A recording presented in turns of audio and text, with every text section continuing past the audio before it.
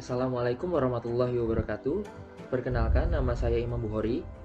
Saya mahasiswa UHAMKA semester 6 Pendidikan Matematika dari kelas Evaluasi Penilaian Hasil Belajar 6B. Ini saya mewakili kelas EPHB 6B dan 6F yang terdiri dari Nani Asyifa Nadia Rohman, Emi Sri, Tinggal Isnar Diana, Safira Linda Cynthia, Siti Sarlina, yang akan menjelaskan tentang materi penilaian berbasis kelas dan penilaian berbasis proyek. Pertama, saya akan membahas tentang penilaian berbasis kelas. Menurut Surapranata dan Hatta di tahun 2004, halaman 5, penilaian berbasis kelas adalah penilaian yang dilakukan oleh guru dalam rangka proses pembelajaran. Penilaian berbasis kelas merupakan salah satu komponen kurikulum berbasis kompetensi dan dilakukan secara terpadu dalam kegiatan belajar mengajar. Penilaian berbasis kelas dilakukan dengan mengumpulkan hasil kerja siswa seperti portofolio, hasil karya, penugasan, kinerja, dan tes tertulis.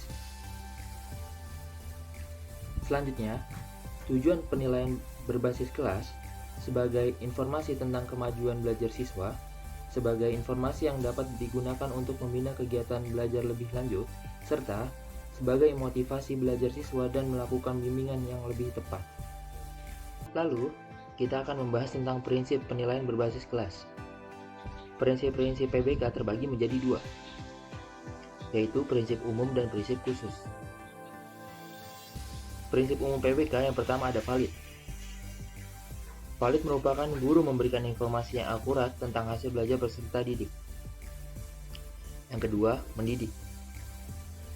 Mendidik merupakan guru tidak hanya berfokus untuk kenaikan hasil belajar siswa, tetapi juga harus memberi contoh teladan yang baik bagi peserta didik. Yang ketiga, berorientasi pada kompetensi. Merupakan penilaian yang mengacu pada kompetensi yang dimuat dalam kurikulum. Semua kompetensi yang ditumbuh kembangkan pada diri peserta didik mendapat peluang yang sama untuk dinilai. Yang keempat, adil dan objektif. Merupakan penilaian yang diberikan pada siswa dilakukan secara merata dan sesuai kenyataan yang ada, dengan arti tidak membeda-bedakan siswa. Yang kelima, terbuka. Merupakan penilaian yang diberikan terbuka bagi semua pihak dan dilaksanakan terencana. Yang keenam, berkesinambungan. Merupakan terhadap dan terus-menerus untuk memperoleh gambaran tentang perkembangan belajar peserta didik sebagai hasil kegiatan. Yang ketujuh, menyeluruh. Merupakan penilaian terhadap hasil belajar siswa harus menyeluruh, utuh, dan tuntas yang mencangkup aspek kognitif, afektif, psikomotorik, dampak pengiring, dan metakognitif dengan berbagai bukti hasil belajar siswa. Yang kedelapan, bermakna. Merupakan penilaian hendaknya mudah dipahami dan dapat ditindaklanjuti oleh pihak-pihak yang berkepentingan. Hasil penilaian mencerminkan gambaran yang utuh tentang prestasi siswa yang mengandung informasi keunggulan dan kelemahan, minat dan bakat, penguasaan siswa dalam pencapaian kompetensi yang ditetapkan.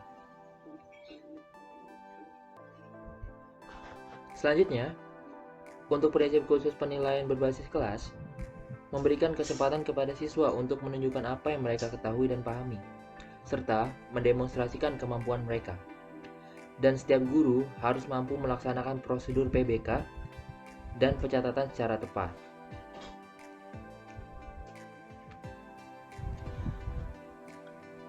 Oke, lanjutnya ya. Sekarang kita bahas objek evaluasi hasil belajar. Ada 3 komponen. Yang pertama, rahna kognitif. Dalam rahna kognitif terdapat 6 jenjang proses berpikir, mulai dari yang paling rendah sampai yang paling tinggi.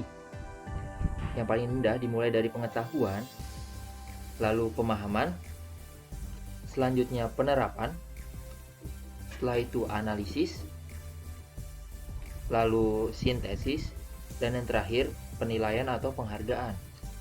Penilaian terhadap hasil belajar penguasaan materi bertujuan untuk mengukur penguasaan dan pemilikan konsep dasar keilmuan berupa materi-materi esensial baik konsep kunci atau prinsip utama. Yang kedua, ada ranah afektif. Ranah afektif yang mencakup watak perilaku seperti perasaan, minat, sikap, emosi, atau nilai. Untuk menilai hasil belajar ini dapat digunakan instrumen evaluasi yang bersifat non-tes. Dan yang ketiga ada ranah psikomotor. Ranah ini yang berkaitan dengan keterampilan atau skill atau kemampuan bertindak setelah seseorang menerima pengalaman belajar tertentu. Gitu. Lanjut. Selanjutnya kita akan membahas tentang strategi penilaian berbasis kelas. Yang pertama, kita harus menyusun rencana evaluasi hasil belajar. Setelah itu, kita harus menghimpun data. Lalu, melakukan hasil verifikasi data. Selanjutnya, mengelola dan menganalisis data. Berikutnya, memberikan interpretasi dan menarik kesimpulan. Dan yang terakhir, tindak lanjut hasil evaluasi. Nah, teman-teman, gimana sih cara pelaksanaan penilaian berbasis kelas dalam proses pembelajaran? Nah, umumnya pelaksanaan pembelajaran mencakup 3 tahapan. Yang di dalam 3 tahapan tersebut dapat dilakukan penilaian kelas. 3 tahapan yang dimaksud antara lain yang pertama ada pretest atau tes awal. Yang kedua, proses pembelajaran. Dan yang ketiga ada post-test atau tes akhir. Gimana teman-teman? Sejauh ini materi yang sudah disampaikan dapat dipahami? Kalau sudah, kita lanjut ya untuk membahas tentang mekanisme dan prosedur penilaian berbasis kelas. Nah, dalam mekanisme dan prosedur ini terdapat 5 poin teman-teman. Yang pertama, penilaian hasil belajar dilaksanakan oleh pendidik, satuan pendidik, dan pemerintah. Yang kedua, perancangan strategi penilaian oleh pendidik dilakukan pada saat penyusunan silabus yang penjabarannya merupakan bagian dari RPP. Yang ketiga, ulangan tengah semester, ulangan akhir semester, dan ulangan kenaikan kelas oleh pendidik di bawah koordinasi satuan pendidik. Yang keempat, penilaian akhir hasil belajar oleh satuan pendidik untuk mata pelajaran estetika dan mata pelajaran jasmani, olahraga, dan kesehatan ditentukan melalui rapat Dewan Pendidik. Dan yang terakhir, penilaian akhir hasil belajar peserta didik untuk mata pelajaran agama dan akhlak mulia serta mata pelajaran kewarganegaraan dilakukan oleh satuan pendidik melalui rapat Dewan Pendidik dan mempertimbangkan hasil ujian sekolah atau madrasah. Lalu gimana sih cara-cara penilaian berbasis kelas? Nah, kita langsung cek saja bagian di bawah ini. Dalam bagian ini menjelaskan penilaian ada yang berupa non-tes dan tes. Untuk penilaian non-tes dapat menilai dengan cara skala sikap, daftar periksa, kuesioner, studi kasus, dan portofolio. Sedangkan untuk penilaian berupa tes terbagi lagi menjadi tes secara lisan, tes secara tertulis, dan tes perbuatan atau praktik. Dalam tes tertulis juga terbagi menjadi 2, yaitu tes tertulis uraian dan tes tertulis objektif. Untuk tes tertulis uraian, ada yang terbatas atau tertutup, ada pula yang bebas atau terbuka. Sedangkan untuk tes tertulis objektif, bisa berupa pilihan ganda, benar salah, menjodohkan, atau isian singkat. Lalu apa aja sih keunggulan penilaian berbasis kelas? Nah, di sini saya akan menjelaskan apa saja keunggulan penilaian berbasis kelas. Yang pertama, sebagai informasi kemajuan belajar, baik formal maupun informal. Yang kedua, pengumpulan informasi dilakukan dengan menggunakan variasi cara dan dilakukan secara berkesinambungan. Yang ketiga, siswa tidak sekedar dilatih memilih jawaban yang tersedia, tetapi lebih dituntut untuk dapat mengeksplorasi dan memotivasi diri untuk memecahkan masalah. Yang keempat, penilaian tidak hanya dilaksanakan setelah proses belajar mengajar, tetapi dapat dilaksanakan ketika PBM sedang berlangsung. Dan yang terakhir, kriteria penilaian karya siswa dapat dibahas, dikompromikan antara guru dengan para siswa sebelum karya itu mulai dikerjakan. Nah, ada tambahan nih teman-teman. Ternyata ada juga loh penilaian portofolio. Dalam dunia pendidikan, portofolio dapat digunakan guru untuk melihat perkembangan peserta didik dari waktu ke waktu berdasarkan kumpulan hasil karya sebagai bukti dari suatu kegiatan pembelajaran. Lalu, apa aja sih hal-hal yang perlu diperhatikan dan dijadikan pedoman dalam penggunaan penilaian portofolio di sekolah? Yang pertama, karya siswa adalah benar-benar karya peserta didik itu sendiri. Yang kedua, saling percaya antara guru dan peserta didik. Yang ketiga, kerahasiaan bersama antara guru dan peserta didik. Yang keempat, milik bersama atau joint ownership antara peserta didik dan guru. Yang kelima, kepuasan. Yang keenam, kesesuaian. Yang ketujuh, penilaian proses dan hasil. Dan yang terakhir, penilaian dan pembelajaran. Untuk penilaian portofolio memiliki kelebihan dan kekurangan.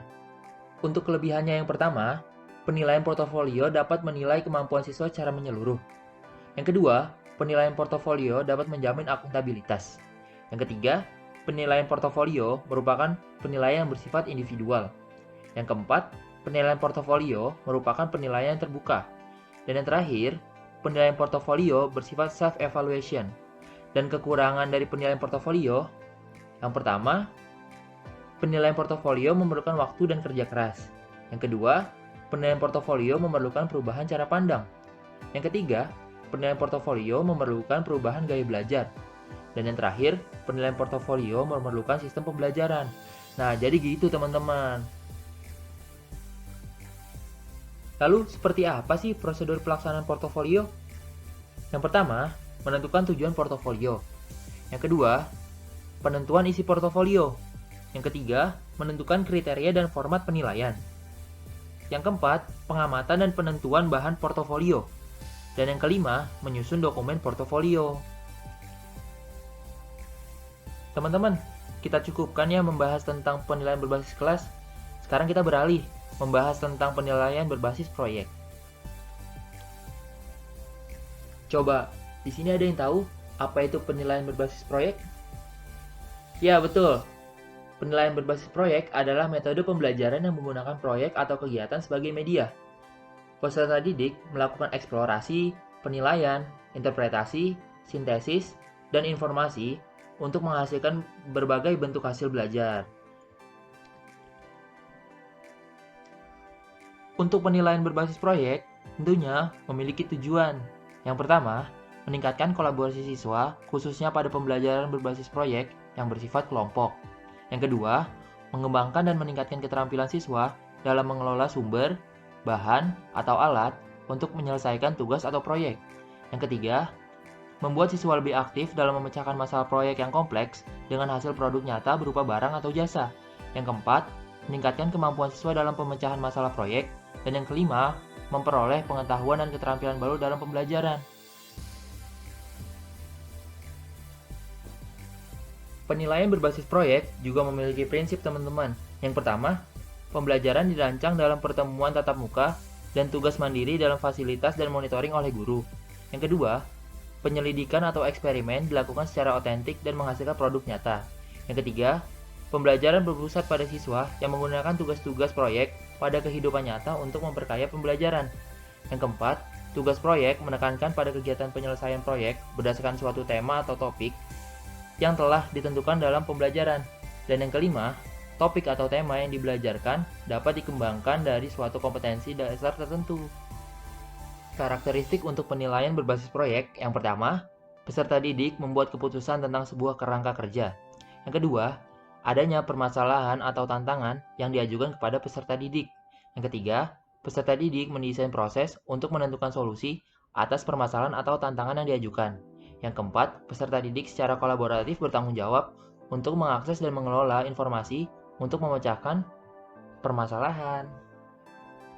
Yang kelima, peserta didik secara berkala melakukan refleksi atas aktivitas yang sudah dijalankan. Yang keenam, produk akhir aktivitas belajar akan dievaluasi secara kualitatif. Yang ketujuh, proses evaluasi dijalankan secara kontinu. Dan yang kedelapan, situasi pembelajaran sangat toleran terhadap kesalahan dan perubahan. Lalu, di sini ada peran guru dan peserta didik dalam pelaksanaan model penilaian berbasis proyek. Untuk peran guru yang pertama, merencanakan dan mendesain pembelajaran. Yang kedua, membuat strategi pembelajaran. Yang ketiga, membayangkan interaksi yang akan terjadi antara guru dan siswa. Yang keempat, mencari keunikan siswa. Yang kelima, menilai siswa dengan cara transparan dan berbagai macam penilaian. Yang keenam, membuat portofolio pekerjaan siswa. Dan untuk peran peserta didik, yang pertama, menggunakan kemampuan bertanya dan berpikir. Yang kedua, melakukan riset sederhana. Yang ketiga, mempelajari ide dan konsep baru. Yang keempat, belajar mengatur waktu dengan baik. Yang kelima, melakukan kegiatan belajar sendiri atau kelompok.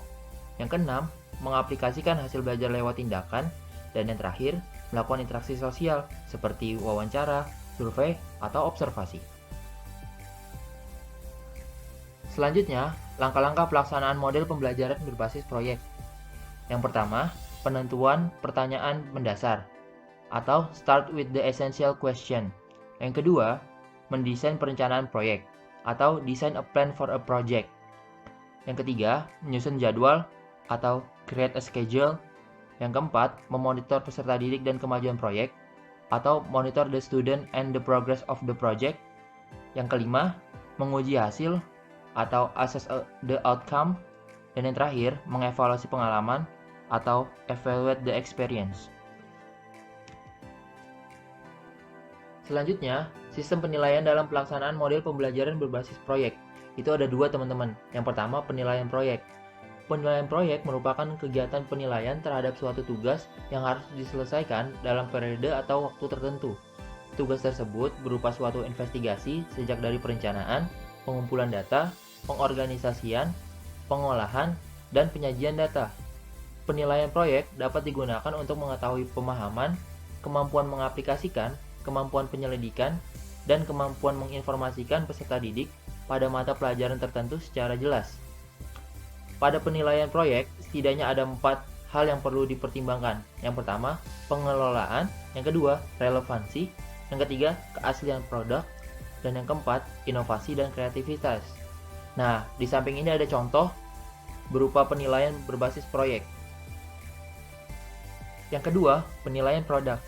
Penilaian produk adalah penilaian terhadap proses pembuatan dan kualitas suatu produk. Penilaian produk meliputi penilaian kemampuan peserta didik membuat produk-produk teknologi dan seni, seperti makanan, pakaian, hasil karya seni, contohnya patung, lukisan, atau gambar. Barang-barang yang terbuat dari kayu, keramik, plastik, dan logam. Pengembangan produk meliputi 3 tahap, dan setiap tahap perlu diadakan penilaian. Yang pertama, tahap persiapan. Yang kedua, tahap pembuatan produk. Yang ketiga, tahap penilaian produk. Teknik penilaian produk menggunakan cara holistik dan analitik. Dan gambar di samping merupakan contoh dalam penilaian produk. Pembelajaran berbasis proyek juga memiliki kelebihan dan kekurangan. Untuk kelebihannya, yang pertama, peserta didik lebih aktif dan berhasil memecahkan masalah kompleks. Yang kedua, meningkatkan kolaborasi. Yang ketiga, mendorong peserta didik untuk mengembangkan keterampilan komunikasi. Yang keempat, meningkatkan keterampilan peserta didik dalam mengelola sumber. Yang kelima, menyediakan pengalaman belajar kepada peserta didik secara kompleks. Yang keenam, peserta didik dapat mengambil informasi, menunjukkan pengetahuan yang dimiliki, dan mengimplementasikannya. Dan yang terakhir, membuat suasana belajar menjadi menyenangkan. Dan kekurangannya, yang pertama, memerlukan banyak waktu. Yang kedua, membutuhkan biaya yang cukup banyak. Yang ketiga, banyak instruktur yang merasa nyaman dengan kelas tradisional. Yang keempat, banyaknya peralatan yang harus disediakan. Yang kelima, peserta didik yang memiliki kelemahan dalam percobaan dan pengumpulan informasi akan mengalami kesulitan. Yang keenam, banyak peserta didik yang kurang aktif dalam kerja kelompok. Dan yang terakhir, ketika topik yang diberikan kepada masing-masing kelompok berbeda, dikhawatirkan peserta didik tidak bisa memahami topik secara keseluruhan. Oke teman-teman, itu dia penjelasan dari saya tentang penilaian berbasis kelas dan penilaian berbasis proyek. Semoga apa yang saya sampaikan bermanfaat buat kita semua. Mohon maaf jika terdapat kesalahan atau kekurangan dalam penyampaian materi. Kurang lebihnya mohon maaf. Billahi taufiq wal hidayah. Wassalamualaikum warahmatullahi wabarakatuh.